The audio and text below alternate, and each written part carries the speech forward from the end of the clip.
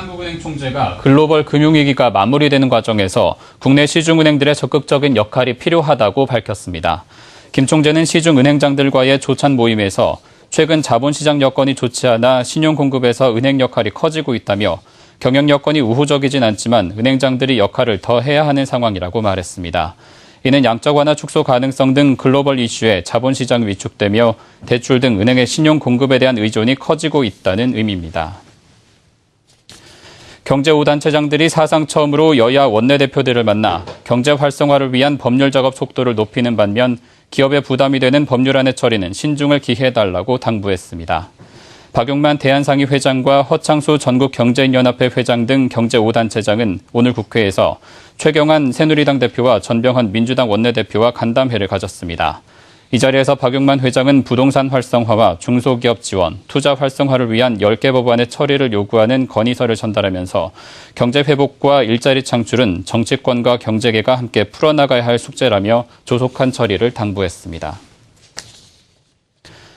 동양증권 이사회가 정진석 사장의 후임으로 서명석 부사장을 신임 사장으로 내정할 것이란 예상과 달리 후임 인선을 전격 연기했습니다.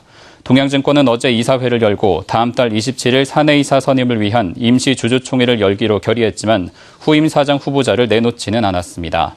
이런 가운데 동양증권은 회사 매각을 위해 대만의 유안타증권 등과 인수이사를 타진하고 있는 것으로 알려졌으며 매각가는 불안전 판매 소송과 자회사 손실 등을 감안할 때 2천억에서 3천억 원에서 형성될 것으로 예상됩니다. 손해보험사들의 상반기 자동차 보험 영업 적자가 큰 폭으로 증가한 것으로 나타났습니다. 올해 회계연도 상반기 자동차 보험 영업손익은 4,121억 원 적자로 지난해 같은 기간보다 적자폭이 4.6배 증가해 이 같은 추세라면 올해 적자가 7천억 원을 훌쩍 뛰어넘을 것으로 전망됩니다. 올해 회계연도 상반기까지 자동차 보험 누적 손해율은 1년 전보다 5.7%포인트 오른 86%를 기록하는 등 영업 손해와 손해율 상승으로 손해보험사들의 당기순이익도 작년보다 25.6% 감소했습니다. 내년 서울에서 공급되는 재개발, 재건축 물량이 약 2만 8천 가구에 달해 지난 2005년 이후 9년 만에 최대를 기록할 것으로 보입니다. 부동산 114는 서울 지역 재개발, 재건축 정비 사업 가운데 사업 시행 인가 단계는 100개 구역 9만 6천여 가구, 관리 처분 인가 단계는 32개 구역 2만 8천 가구로 집계됐다고 밝혔습니다.